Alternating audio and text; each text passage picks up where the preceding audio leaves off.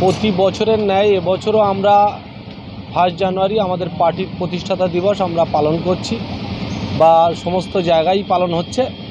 আমরা আজকে হামাদামা বাজারে আমাদের হাদিপুর জিগড়া 2 নম্বর অঞ্চল এবং চাঁপাতলা পঞ্চায়েতের উদ্যোগে এখানে পার্টির প্রতিষ্ঠাতা দিবস পালন হয়েছে।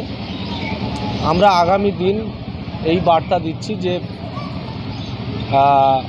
2024 সালে লোকসভা নির্বাচন, এই লোকসভা নির্বাচনকে মাথায় রেখে আমাদের দলীয় কর্মীদেরকে আমরা বলবো যে আমরা যে সেন্ট্রাল গভর্নমেন্টে বিজেপি সরকার আছে, এই সরকার গণতন্ত্র মানছে না, এই সরকার সংবিধান মানে না। সুতরাং এই সরকারকে যাতে উৎখাত করা যায় আমাদের কর্মীদেরকে একজোটে লড়াই করতে হবে এবং বিজেপির পতন চাই। আমরা প্রস্তুতি তো অবশ্যই চলছে, আমাদের প্রত্যেকটা ব্লকে ব্লকে, প্রত্যেকটা পঞ্চায়েতে, প্রত্যেকটা বুথে বুথে আমাদের কর্মীদেরকে আমরা সজাগ করছি এবং বিজেপির বিরুদ্ধে যে লড়াইয়ে নামতে হবে সেই প্রস্তুতি তো আমাদের অবশ্যই চলছে।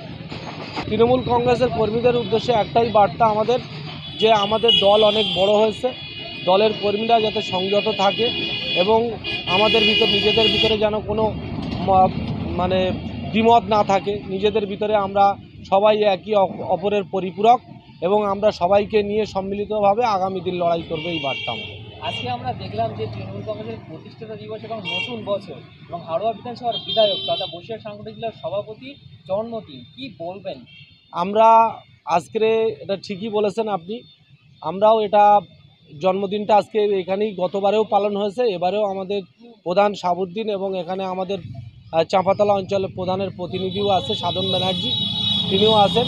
আমাদের কর্মীরা সকলে মিলে এখানে উদ্যোগ নিয়ে প্রতি বছরই আমাদের জন্মদিন, হাজী নুরুল ইসলামের জন্মদিন পালন হয়। উনি আমাদের প্রাণপ্রিয় বিধায়ক এবং মানুষের অত্যন্ত কাছের।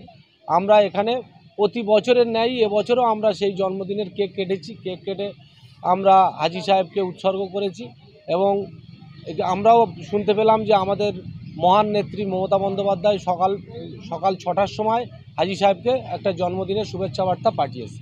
30 তারিখে এটা ওদের আমরা বিজেপি বসিরহাটে জিতবে বা ওরা জেতার যে স্বপ্ন দেখছে, এটা ওরা মূর্খের স্বর্গে বাস করছে। কেন বসিরহাট সংখ্যালঘু এরিয়া, সংখ্যালঘু মানুষ এখানে, মানে বসিরহাটের 2009 সাল থেকে আজও পর্যন্ত কোনো সিপিএম বা বিজেপির কোনো অস্তিত্ব তো এখানে নেই। আমরা একে নিয়ে, বিজেপিকে নিয়ে আমরা কিছু ভাবছি না। বিজেপি যেটা করছে সেটা ভুল বলছে। ওরা এখন ওদের মতো ওরা বলবে, ওরা সামনের রাম মন্দির উদ্বোধন করে একটা বিভেদ সৃষ্টি করার চেষ্টা করছে। সেটা আমাদের কর্মীদেরকে বলবো, আমরা হিন্দু মুসলিম সবাই মিলিতভাবে একে অপরে পরিপূরক, আমরা একসঙ্গে মিলিতভাবে এই লড়াই আমরা করব আগামী দিন। আজকে দেশবাসীর উদ্দেশ্যে একটাই বার্তা, সবাই ভালো থাকুক, সুস্থ থাকুক। আগামী দিন আমাদের গণতন্ত্র রক্ষা করতে হবে, সেই লড়াইতে আমরা সকলে সহমত পোষণ করে একসঙ্গে মিলিতভাবে লড়াইটা করব। এটাই। আমার নাম রবিউল ইসলাম, দেওঙ্গা পঞ্চায়েত সমিতি বনভূমির কর্মকর্তা।